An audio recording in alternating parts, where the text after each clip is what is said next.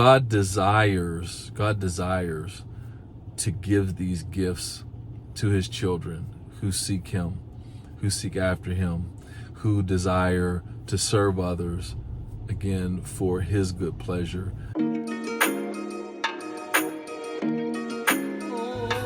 going to read from the book of Ecclesiastes. Ecclesiastes was written by Solomon. Ecclesiastes 5:18-20 reads as such: Behold, that which I have seen, it is good and comely for one to eat and to drink, and to enjoy the good of all his labor, that he taketh under the sun all the days of his life, which God giveth him, for it is his portion. Verse 19, every man also to whom God hath given riches and wealth, and hath given him power to eat thereof, and to take his portion, and to rejoice in his labor. This is the gift of God.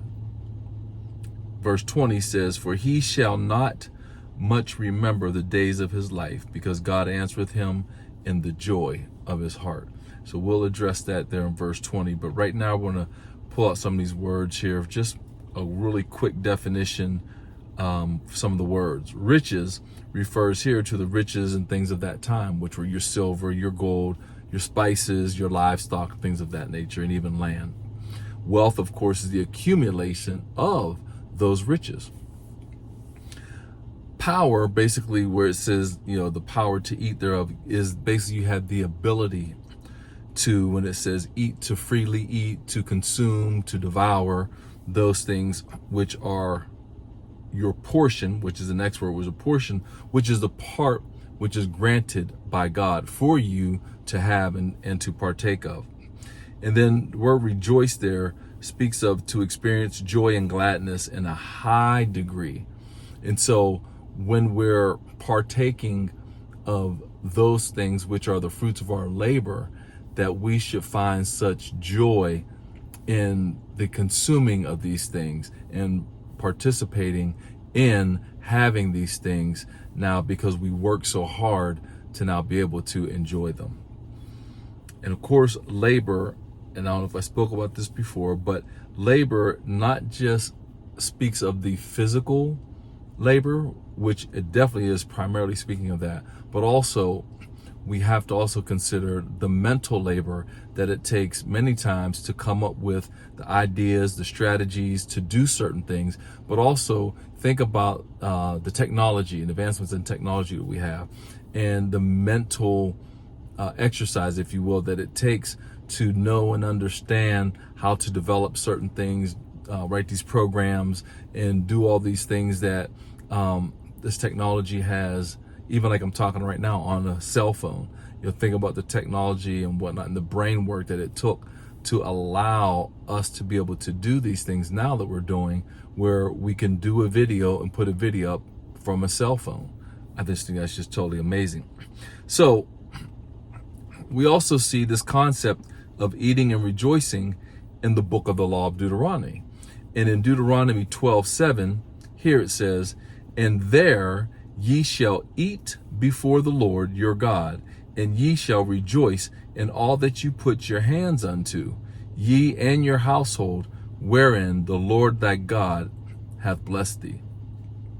So again, we're seeing repeatedly the gifts of God, where God is allowing and saying for us to enjoy the fruits of our labor, and that we're just not working to work, but that we work so that we also might have some time and opportunity to enjoy the fruit of our labor, not just for ourselves, but also, like it says there in Deuteronomy, with those of our household as well. So again, kind of keep these things in mind as we go along.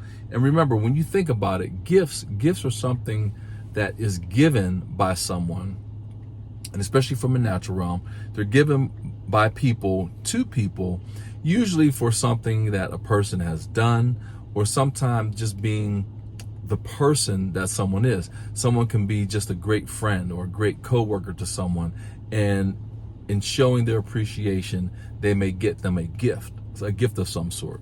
Well, the interesting thing here with God is that God gives gifts and we are doing nothing to deserve these gifts.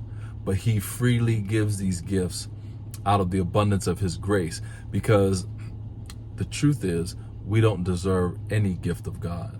But God gives us these gifts. And here again in Ecclesiastes, we're speaking specifically of the gifts of riches and wealth, which, when you think of, most people think, well, you do have to earn it, you have to do something. Well, there are some things that you must do, but it's not for the purpose of acquiring riches and wealth, although that is a byproduct or the fruit of you doing the things that God is calling you to do. So when we have opportunities to receive and have the gifts of relaxation and enjoyment from our labor, we must first be grateful to God for those opportunities. And I think that's one of the things that is missing in society today, is just a genuine attitude of gratitude, but specifically gratitude towards God because of the many things that he continues to do for us each and every day. Secondly, we must genuinely try to relax and enjoy the fruit of our labor. Many times we may go on vacation, make plans to do things to relax or enjoy time away from our labor. But what happens is sometimes we're still thinking about the job or what it is that we were doing. Or sometimes we may still have our phone on so that we can be available. Well, that's not a part of enjoying the fruit of your labor. To enjoy the fruit of your labor means you cut everything off, you shut everything off as it relates to and as connected to your labor. And you just simply enjoy and relax and ponder the things of God and how good God has been. And that takes me to the third point. And this is kind of reference to that verse 20 that I said I would speak on real briefly. But in verse 20, in Ecclesiastes, chapter 5, where it says, "For he shall not much remember the days of his life, because God answereth him in the joy of his heart." See, we must reflect on the one true God who has given us the grace and the ability to perform our labor, and for him being the ultimate source of all of our provisions and resources that enable us to be able to enjoy the fruit of our labor. This is very critical for us, because it's easy to think that we've done so much, but the reality is that, Jesus says it in the book of John, chapter 15, where he says, "Apart from me, you can do nothing." And that's it, because if the Lord did not decide to create humanity, we wouldn't exist. There would be nothing that we could do. But the Bible also tells us that in him all things consist. So apart from him, we can do nothing. And so we have to reflect on God's faithfulness and God's goodness toward us, and how he has and continues to enable us to do what we do day in and day out. How it's him keeping our minds, as we keep our minds stayed on him, as he gives us the peace in the midst of a tumultuous day that we can be having. Why? Because our minds are stayed on him. So again, we have to take this time to reflect on God and God's goodness toward us in our lives, so that when it comes to time to enjoy the fruit of our labor, that we do not forget about him.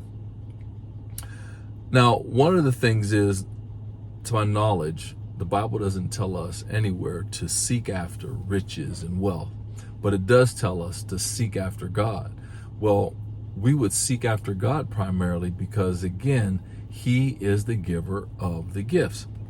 So, again, I already spoke about, some of the things as to why people give gifts. But now let's look at God. See, God alone is sovereign over anything and everything. He decides and chooses to do or not to do whatever it is that he wants. When God gives gifts, he does it according to his word and his own sovereign reasoning and purposes. We never deserve God's gifts.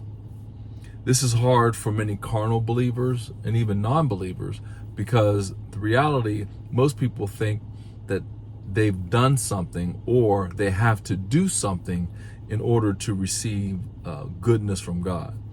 Well, again, the reality is none of us has done anything good that is deserving of God's goodness, but God is good because that's just his nature, and that he's good to us even when we're not good to ourselves and even when we do not deserve it.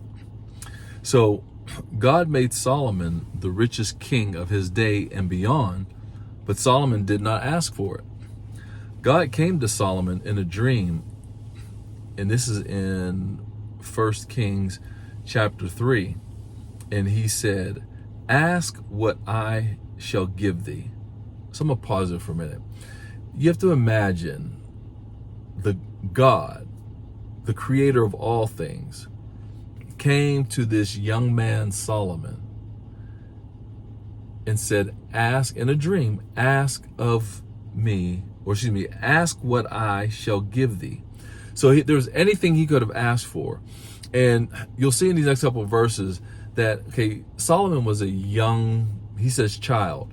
So I can't remember exactly the age. I don't know if he was like 14, 15, 16 years old. But can you imagine asking a young person today of that age of God, asking them, ask of me, what does it say? Ask what I shall give thee. The things that one of these teenagers or younger would ask for today, it surely wouldn't be what Solomon asked for. So let's look at what Solomon asked for. In 1 Kings chapter 3, verse 7, it says, "And now, O Lord, my God, thou hast made thy servant king instead of David, my father. And I am but a little child. I know not how to go out or come in. And thy servant is in the midst of thy people, which thou hast chosen, a great people that cannot be numbered nor counted for multitudes.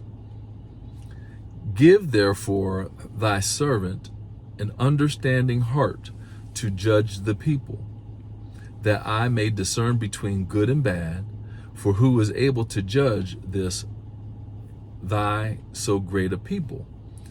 And the speech pleased the Lord that Solomon had asked this thing. Now, this was verses 7 through 10. Now, additionally, God gave the gifts of riches and honor along with an additional conditional gift in verse 14. So he gave the riches and honor in addition to what Solomon asked for. So God gave Solomon that wisdom that he needed, or that he asked for the purpose of judging and discerning between the people, which is a very admirable thing, that he wasn't interested in things, and he wasn't interested in things for himself, but that how he may govern God's people for God in a way that was pleasing in God's sight. And as a result, God blessed him with riches and honor. But not only that, he also threw in an additional conditional blessing or gift, which I'm going to read here in verses 13 and 14. It says, "And this is God speaking, I have also given thee that which thou hast not asked, both riches and honor, so that there shall not be any among the kings like unto thee all thy days." Here's the conditional one. "And if thou wilt walk in my ways to keep my statutes and commandments as thy father David did walk, then I will lengthen thy days." So God gave Solomon what he asked for. He also threw in riches and honor, and then he gave him an additional conditional gift or promise, said that if you will walk in my statutes and in my ways as your father David did, then I will also lengthen your days. So again, we see God going above and beyond like God does. He always does exceedingly above all that we could ever ask or even think, which is such a blessing that we serve this kind of a God. It also says that God gives us the power to get wealth. So in Deuteronomy, I'm going to read verses 16 through 19, where it says, speaking of God, who fed thee in the wilderness with manna, which thy fathers knew not, that he might humble thee, and that he might prove thee to do thee good at thy latter end. Verse 17, and thou say in thine heart, my power and the might of thine hand hath gotten me this wealth. Verse 18, but thou shalt remember the Lord thy God, for it is he that giveth thee power to get wealth, that he may establish his covenant, which he sware unto thy fathers, as it is this day. Verse 19, and it shall be, if thou do all forget the Lord thy God, and walk after other gods, and serve them, and worship them, I testify against you this day, that ye shall surely perish.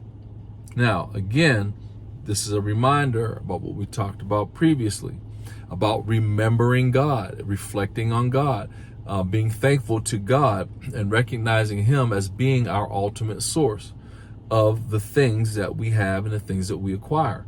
Because again, apart from him, we can do nothing. But with him, we can do all things that he needs us to do, desires for us to do. So God has given us all that we need to be rich and wealthy. So there's nothing that we have to ask him for, because he's already given it to us. The problem is many of us do not know what that power is. And so that power, again, of course, is not just the Holy Spirit living within us, but also there's abilities and talents that God has given us for the purpose of bringing us riches and wealth whenever we are operating and utilizing the gifts that he's given us for the purpose of serving others and helping others and bringing value to others. So God is truly the greatest giver of all. Not only is he the greatest giver of all, he is the true GOAT, the greatest giver of all times. The greatest giver of all times. That's God. He's the true GOAT, one and only GOAT, because there is no greatest of all times other than God. Riches, wealth, and other things also alone can never bring a person true fulfillment or peace while on earth. And there was no person who had more wealth than Solomon. And it is he who makes the proclamation throughout the book of Ecclesiastes. And when you have a moment, take some time to read the book of Ecclesiastes, as this is the book that Solomon wrote kind of near the end of his life.